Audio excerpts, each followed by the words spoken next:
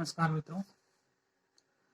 तो आज मैं आपको बताना चाहता हूँ जो माहौल बना हुआ है लेवल 1 में बीएड वालों को शामिल करने के बारे में।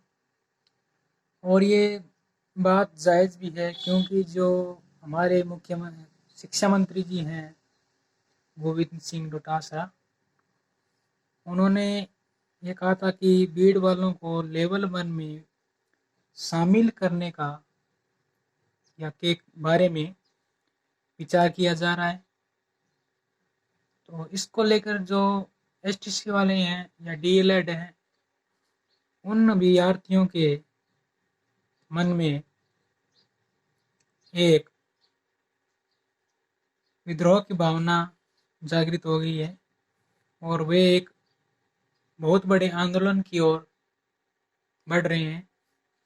उनका कहना है कि जो लेवल 1 है तृतीय श्रेणी अध्यापक भर्ती में, उसमें केवल बीएसटीसी वालों को ही शामिल किया जाए, क्योंकि बीएड वालों के सामने इसके अलावा और भी कई रास्ते हैं, जैसे सेकंड ग्रेड है, फर्स्ट ग्रेड है। तो हमारे पास सिर्फ एक ही है, वो भी रीट या थर्ड ग्रेड जो भर्ती है उसमें हम जा सकते हैं। तो उनके लिए मैं बताना चाहता हूँ कि उन्होंने सिर्फ यह कहा था मंत्री जी ने कि इस पर विचार किया जा सकता है, तो इसमें घबराने वाली बात नहीं है। इसके जो 2018 के अंदर गाइडलाइन दी गई थी एनसीटी के द्वारा, उसके अनुसार इसके किन मतलब बीएड वालों को किस प्रकार या कैसे शामिल किया जा सकता है।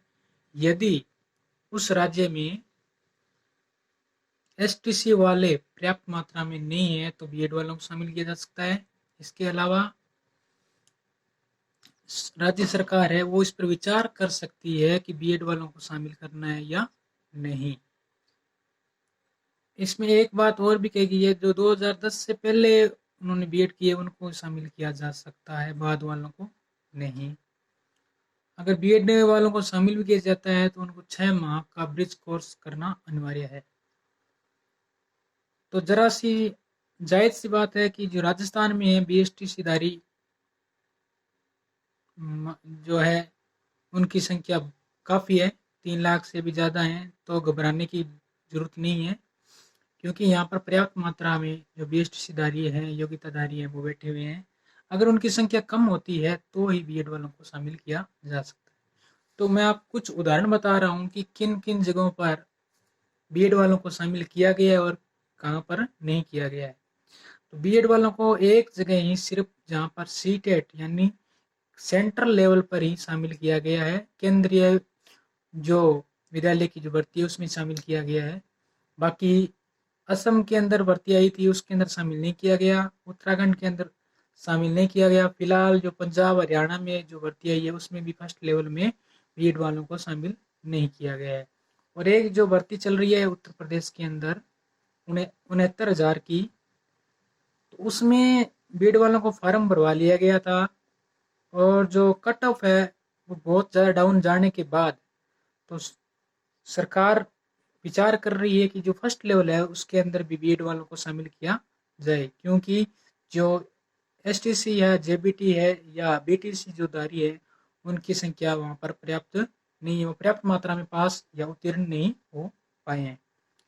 तो अपने इसमें घबराने की बात नहीं। और एक उदाहरण और है कि जो 2011-12 के अंदर बीएड वालों को फॉर्म भरवाया गया था, तो वो उसके अंदर फॉर्म भरवा लिए गए थे, परीक्षा भी उन्होंने दी थी, चयन भी हुआ था। लेकिन जब ज्वाइनिंग का समय आया तो सुप्रीम कोर्ट ने स्पष्ट मना कर दिया कि जो फर्स्ट लेवल है उसके अंदर सिर्फ और सिर्फ बीएसटीसी या डीएलएड जो धारी हैं वही योग्य हैं, बीएड वालों को इसके अंदर शामिल नहीं किया जा सकता।